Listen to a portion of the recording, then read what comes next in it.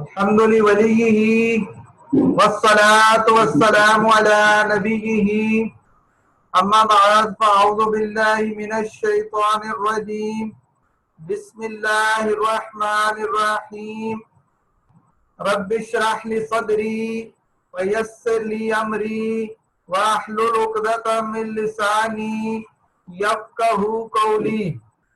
میرے نہایتی واجب الاحترام سامعین کرام، اللہ تبارک و تعالیٰ کے فضل و کرم سے آج ہم سورہ قمر کا پہلا رکوع ترجمہ و تفسیر کرنے کی سعادت حاصل کریں گے۔ اس میں جو افعال استعمال ہوئے ہیں پہلے ہم انہیں دیکھ لیتے ہیں۔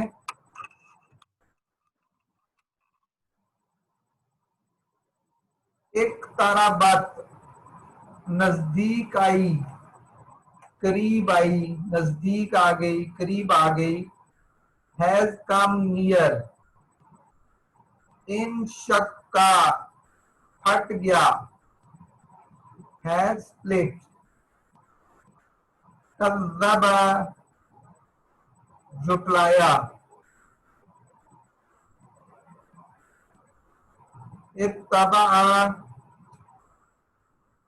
اتبع پیروی کی، اتبع پیروی کی۔ جاء آئی،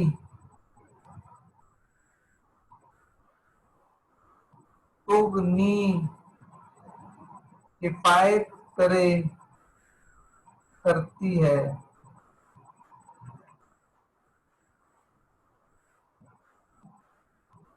تولا منہ پھیر لے، یدعو بلائے گا۔ ازدجرا ڈانٹا گیا۔ انتصر بدلہ لے، بدلہ لے یا بدلہ لو آتا ہے۔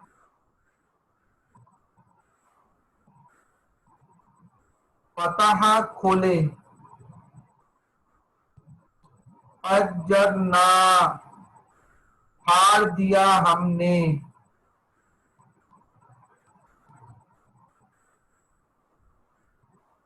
التقا مل گیا، میٹ۔ قدرا مقدر کیا گیا۔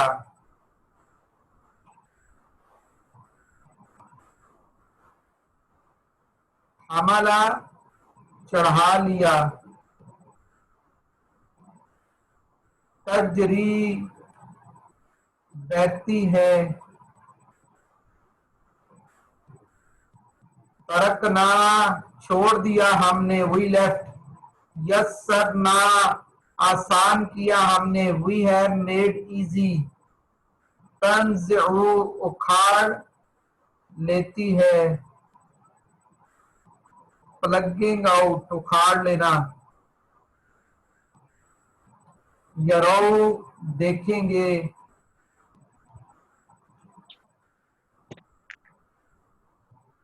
یوردو منہ پھیر لیں، ٹرن اوے۔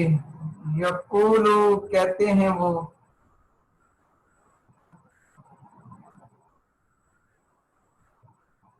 یہ تھے افعال جو ہم نے کیے۔ اب ہم آتے ہیں اس کے اسماء کی طرف۔ اسماء میں الساعۃ قیامت، قمر چاند مون کے لیے آتا ہے، سحر جادو میجک، مستمر ہمیشہ کنٹینیوس، احوا خواہشیں، امر کام، مستقر قرار پکڑنے والی، انبا خبریں، مزدجر عبرت، حکمت حکمت، بالغۃ کامل، یعنی اپنے انجام تک پہنچنے والی جو چیز ہوتی ہے کامل ہوتی ہے اسے کہتے ہیں۔ النذر ڈرانے والے، داعٍ بلانے والے، دعوت دینے والے، نکرٍ ناخوش، خوش ان نیچے، ہمبل ویسے کہتے ہیں کون؟ عاجز، خوشان عاجز، عاجزی کرنے والے، جھکنے والے. ابصار نظریں، اجداث قبروں کے لیے استعمال ہوتا ہے، گریو. جراد ٹڈیاں، منتشر بکھری ہوئی، مہطعین دوڑتے ہوئے، ریسنگ اہیڈ. عسر سخت، عبد بندہ، مجنون دیوانہ، ابواب دروازے، مغلوب کمزور، کمزور. السماء آسمان، ماء پانی، منہمر برسنے والے، برسنے والے یا برسنے والا. عیوناً چشمے، الوا تختیاں، تختوں کے لیے یا تختیوں کے لیے استعمال ہوتا ہے. دوسرن میخوں والی، مدکرن، مدکرن نصیحت پکڑنے والا. دوسرا میخوں کے لیے بھی استعمال ہوتا ہے. نذر ڈرانا، وارننگ. ریحن ہوا، سرسرن تند و تیز، فیوریس تیز ہوا. نحسن ناس مس فارچونیٹ. آجاز تنے، نخل کھجور. منقعرن جڑ سے کٹی ہوئی، جڑ سے کٹی ہوئی. تو یہ تھے اسماء جو ہم نے اس میں سیکھے. اب ہم آتے ہیں سورہ کی طرف. تو اس سورہ کا نام جو ہے وہ سورہ قمر ہے. اس میں 3 رکوع اور 55 آیات ہیں. قمر عربی میں چاند کو کہتے ہیں. اس سورت کی پہلی آیت میں چاند کے پھٹ جانے کا بیان ہے. اس مناسبت سے اس کا نام سورہ قمر رکھا.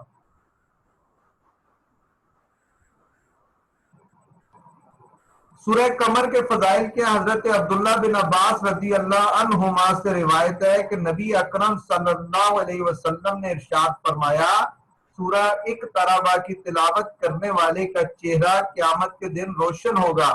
اس سورت کو تورات میں مبیدہ یعنی روشن کرنے والی پکارا جاتا ہے، کیونکہ یہ اپنی تلاوت کرنے والے کا چہرہ اس دن روشن کرے گی جس دن چہرے سیاہ ہوں گے.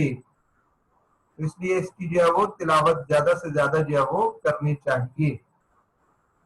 حضرت عائشہ صدیقہ رضی اللہ عنہا سے مروی ہے کہ رسول کریم صلی اللہ علیہ وسلم نے ارشاد فرمایا، جس نے رات میں سورہ سجدہ، سورہ قمر اور سورہ ملک کی تلاوت کی تو یہ صورتیں شیطان اور شرک سے اس کی حفاظت کریں گی اور قیامت کے دن اللہ تعالیٰ اس سے درجات میں بلندی عطا فرمائے گا. سورہ قمر کے مضامین کون کون سے ہیں؟ اس کا خاص اور مرکزی مضمون وحدانیت ہے اور نبی کریم صلی اللہ علیہ وسلم کی رسالت اور قرآن مجید کی صداقت وغیرہ اسلام کے بنیادی عقائد کے بارے میں بیان کیا گیا.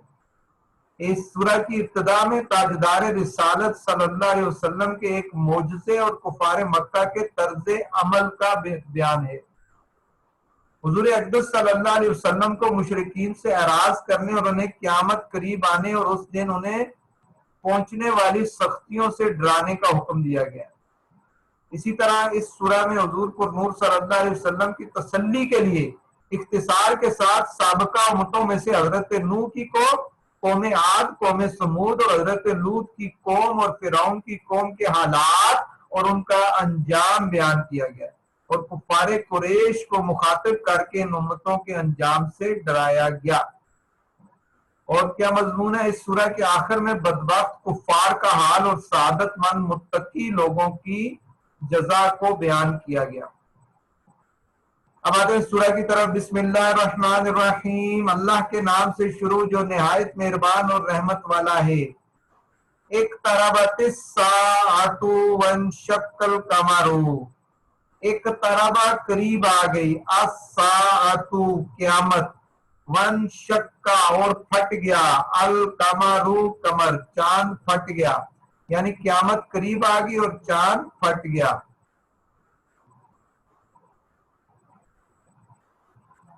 تو اب اس میں جو ہے یعنی قیامت کے نزدیک ہونے کی نشانیاں ظاہر ہو گئیں کہ نبی کریم صلی اللہ علیہ وسلم کے معجزے سے چاند دو ٹکڑے ہو کر پھٹ گیا.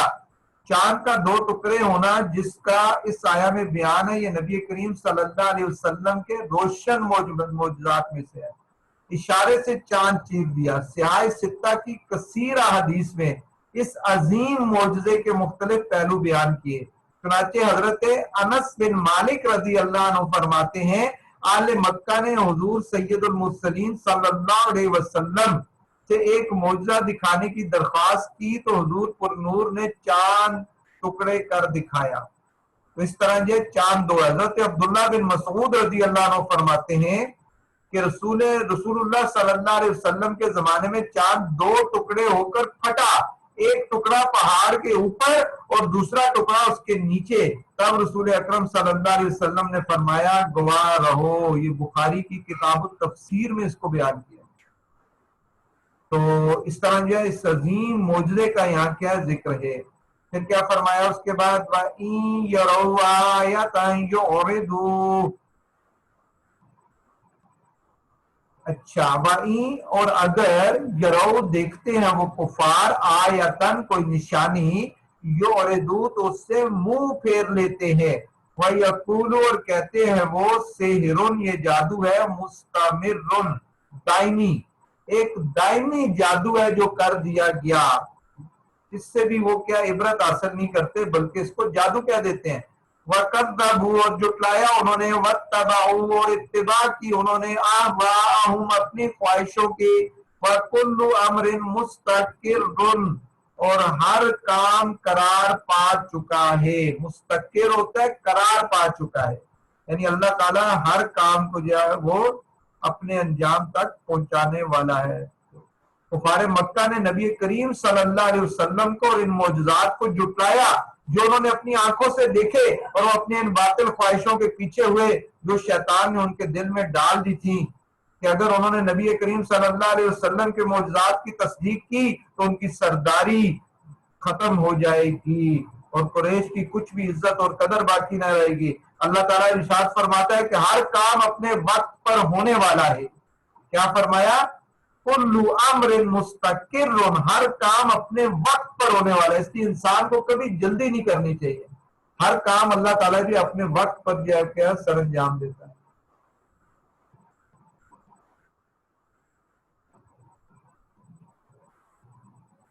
کوئی اس کو روکنے والا نہیں اور سرور دو عالم صلی اللہ علیہ وسلم کا دین غالب ہو کر رہے گا.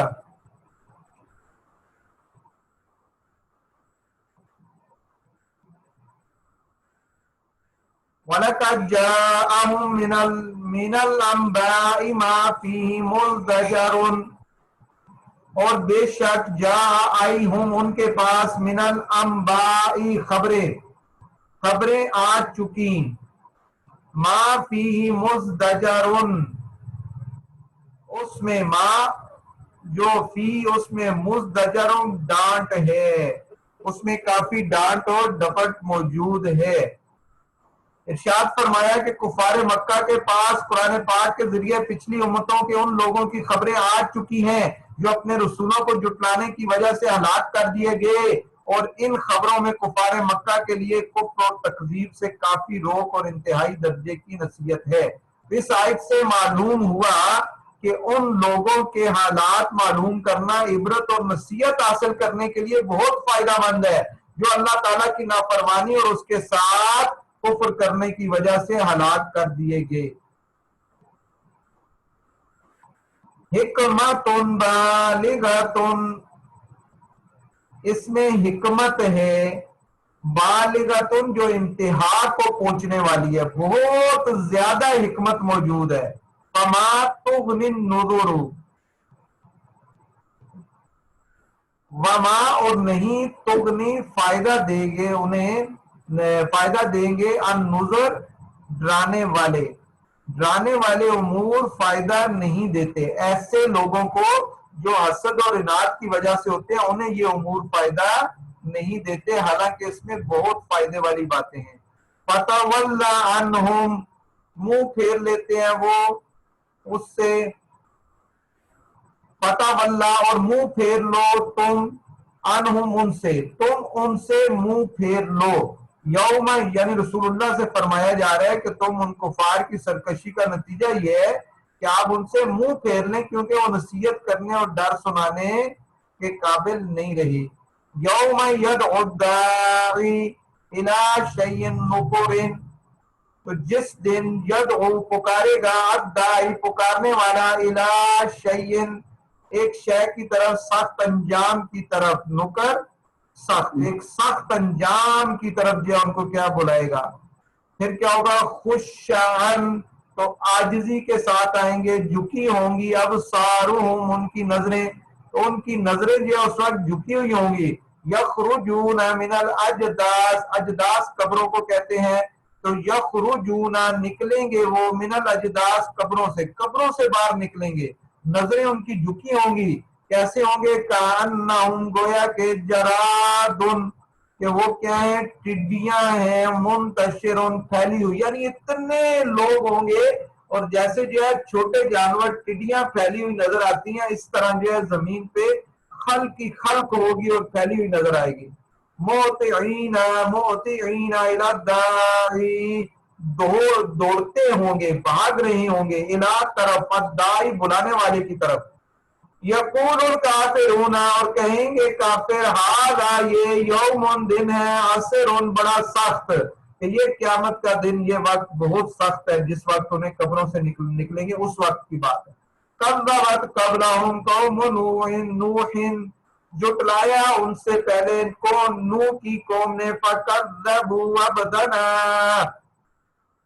اور جٹلایا انہوں نے ہمارے بندے کو جھوٹا کہا انہوں نے، وقالوا اور کہا مجنون، یہ مجنون ہے، پاگل ہیں، وازدجرا اور ان کو کیا جھڑکا، یعنی ڈانٹ ڈپٹ کی، کس سے؟ اپنے نبی سے، انہوں نے کس سے؟ حضرت نوح علیہ السلام کی بات ہو رہی ہے، ان کی قوم نے ایسا کہا۔ فدعا ربہ، پھر انہوں نے پکارا، یعنی حضرت نوح نے پکارا، ربہ اپنے رب کو، انی بے شک میں مغلوب ہوں، فانتصر میری کیا کرے؟ مدد کرے، یعنی میں ان کے غلبے کے نیچے آ چکا ہوں، اب میری جو ہے وہ مدد کرے۔ فانتصر دعا مانگی، یا اللہ تو اب میرا بدلہ لے اور میری مدد کر اور ان سے بدلہ لے۔ ففتحنا پس فتح دی ہم نے، کھول دیے ہم نے، ابواب السماء آسمان کے جو ہے دروازے، بماء پانی کے ساتھ، منہمرن ٹھیک ہے، بہتے ہوئے پانی کے ساتھ، یعنی ایسا پانی جو مسلسل آتا رہا، تو ہم نے اس سے آسمان کے دروازے کھول دیے، یعنی بہت زیادہ بارش جو اس کا نزول فرمایا۔ ففجرنا الارض عیونا، اور زمین میں جو ہے وہ کیا؟ اس سے بہ نکلے، فجرنا بہائے ہم نے، الارض زمین پر، عیونا چشمے، زمین سے چشمے نکل آئے، فالتقى الماء على امر، اب وہ پانی کیا ہے؟ مل گیا پانی، التقا فلتقا کیا ہوتا؟ مل گیا، الماء پانی، علی امر ایک جگہ پر، قد قدرہ جس کو مقدر کیا گیا، ایک مقدار پر، تو پانی اس مقدار پر مل گیا جو مقدر تھی، تو زمین و آسمان کا پانی مل کے پوری دنیا پہ ایک سیلاب آ گیا۔ اس طرح کا جو معاملہ پھر اللہ تعالیٰ نے جو ان کے ساتھ کیا۔ فَحَمَلْنَاهُ عَلَى ذَاتِ أَلْوَاحٍ، اور سوار کر دیا ہم نے، بٹھا دیا ہم نے، ان کو، حضرت نوح کو، علا پر، ذات والی، الواح تختوں والی، و دوسرن اور کیلوں والی، یعنی تختوں والی اور کیلوں والی کشتی پر ہم نے ان کو کیا؟ سوار کر دیا۔ تجری جو بہ رہی تھی، بیاعیننا ہماری آنکھوں کے سامنے، ہماری نگاہوں کے سامنے، یعنی سب کچھ ہمارے جو ہے وہ آرڈر سے اور ہمارے اس کے مطابق ہو رہا تھا. جزاءً یہ جزا تھی لیمان اس شخص کے لیے کانا کفرا جس سے کفر کیا گیا تھا. نو کو جزا دینے کے لیے ہوا جس کے ساتھ کفر کیا یعنی انہیں جھٹلایا گیا تھا. تو حضرت نوح علیہ السلام کی قوم پر عذاب آیا تو ہم نے حضرت نوح علیہ السلام کو تختوں اور کیلوں والی ایسی کشتی پر سوار کیا جو ہماری حفاظت میں بہ رہی تھی. آنکھوں کے سامنے کیا ہونا ہماری حفاظت میں بہ رہی تھی. اور حضرت نوح علیہ السلام کو نجات دینا اور ان کی کافر قوم کو غرق کر دینا اس پیارے نوح علیہ السلام کو جزا دینے کے لیے ہوا جس کے ساتھ کفر کیا گیا تھا. یہ اس ایک نبی کی جو ہے وہ کیا ہے انکار اور ان کے ساتھ کفر جو کیا گیا تو اللہ تعالیٰ نے اس پوری قوم کو غرق کر کے رکھ دیا. وَلَقَدْ تَرَكْنَاهَا آیَةً اور چھوڑ دیا ہم نے البتہ تاکید چھوڑا ہم نے اسے آیتاً نشانی اسے ایک نشانی عبرت کی ایک نشانی بنا کے چھوڑ دیا.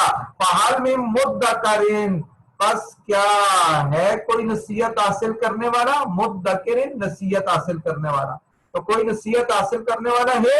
فَكَيْفَ كَانَ عَذَابِي وَنُذُرِ تو کیسا ہوا کانا کیسا تھا عذابی میرا عذاب وَنُذُرِ اور میرا ڈرانا اور میرا عذاب کیسے تھا.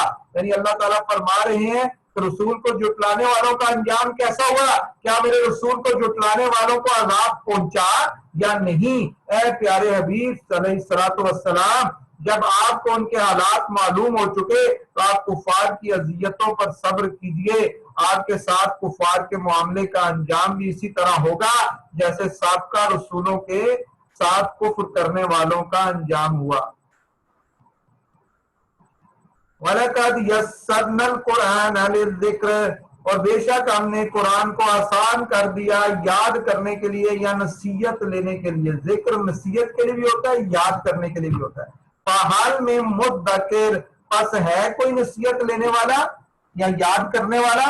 لیکن قرآن کو آسان کر دیا اور ہم جو ہے وہ قرآن کی طرف توجہ نہیں دیتے. اللہ تعالیٰ نے اس کو یاد کرنے اور سمجھنے کے لیے آسان کر دیا.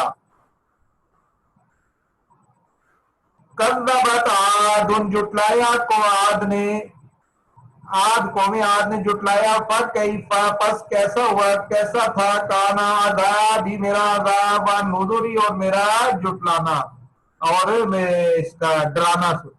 تو کیسا ہوا کانا کیسا تھا عذابی میرا عذاب ونذر اور میرا ڈرانا. تو حضرت نوح علیہ السلام کا واقعہ بیان کرنے کے بعد قوم عاد کا واقعہ بیان کیا گیا کیونکہ قوم عاد جو ہے وہ ارم بن سام بن حضرت نوح علیہ السلام کی اولاد میں سے تھے. قوم عاد یعنی حضرت نوح کے بیٹے سام تھے ان کے بیٹے ارم تھے ان سے تھے اولاد میں سے تھے. اس آیت کا خلاصہ یہ ہے کہ قوم عاد نے اپنے نبی حضرت ہود علیہ السلام کو جھٹلایا اس پر وہ عذاب میں مبتلا کیے گئے. تو اس پر میرا عذاب آنا کیسا ہوا اور میرا عذاب سے ڈر دلانا کہ فرامین کیسے ہوئے جو عذاب نازل ہونے سے پہلے ان کے پاس آ چکے تھے.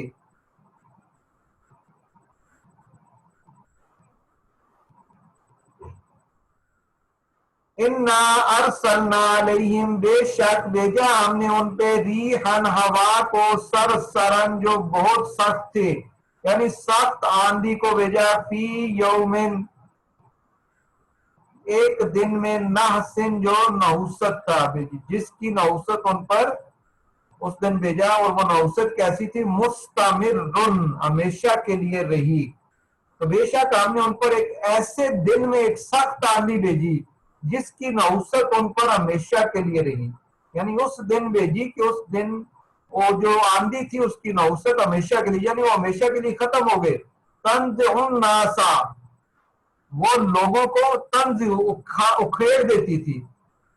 کیسے اکھیڑتی تھی؟ کان نوم آجازو جیسے کہ وہ تنے ہیں نخلن اس کے کھجور کے منقعرن جو کہ سوکھے ہوئے ہیں. تو کھجور کے سوکھے ہوئے تنے ہیں جیسے وہ بکھر جاتے ہیں اس طرح ان کو اکھیڑ کے جو ہے وہ جڑ سے اکھیڑ کے جیسے وہ پڑے ہوتے ہیں اس طرح ان کو جو ہے وہ پھینک دیا گیا. تو اس آیت میں قوم عاد پر آنے والے عذاب کی کیفیت بیان کی جا رہی ہے۔ چنانچہ اس آیت اور اس کے بعد والی آیت میں اللہ تعالیٰ نے ارشاد فرمایا کہ بے شک ہم نے قوم عاد پر ایسے دن میں ایک بہت تیز آندھی چلنے والی نہایت ٹھنڈی اور سخت سناٹے والی آندھی بھیجی، جس کی نحوست ان پر ہمیشہ کے لیے رہی، حتیٰ کہ ان میں سے کوئی نہ بچا اور وہ سب ہلاک ہو گئے۔ وہ آندھی لوگوں کو زمین سے یوں اکھیڑ دیتی تھی گویا وہ اکھڑی ہوئی کھجوروں کے سوکھے تنے ہوں، پھر وہ سر کے بال انہیں زمین پر اس طرح دے مارتی کہ ان کے سر تن سے جدا ہو جاتے تھے۔ اور جس دن وہ آندھی آئی تھی وہ دن مہینے کا آخری بدھ تھا۔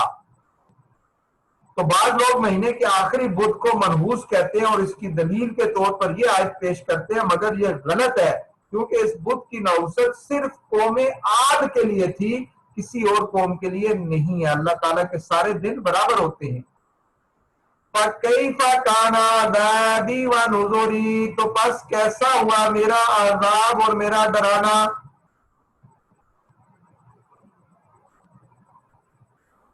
اب دو دفعہ جو ہے اس میں ذکر کیا گیا کہ میرا عذاب اور ڈرانا کیسا ہوا، تو اس کی وجہ نقل کرتے ہوئے مفسرین لکھتے ہیں کہ اس کی وجہ یہ ہے کہ پہلے مقام پر دنیاوی عذاب کا ذکر ہے اور اس مقام پر اخروی عذاب کا ذکر ہے، جیسا کہ ایک اور مقام پر ان کا واقعہ بیان کرتے ہوئے بھی اللہ تعالیٰ نے ارشاد فرمایا، وَلَقَدْ يَسَّرْنَا الْقُرْآنَ لِلذِّكْرِ، اور البتہ تحقیق آسان کر دیا ہم نے قرآن کو نصیحت کے لیے یا یاد کرنے کے لیے، فَحَلْ مِن مُدَّكِرٍ، اور ہے کوئی، کیا ہے کوئی نصیحت حاصل کرنے والا۔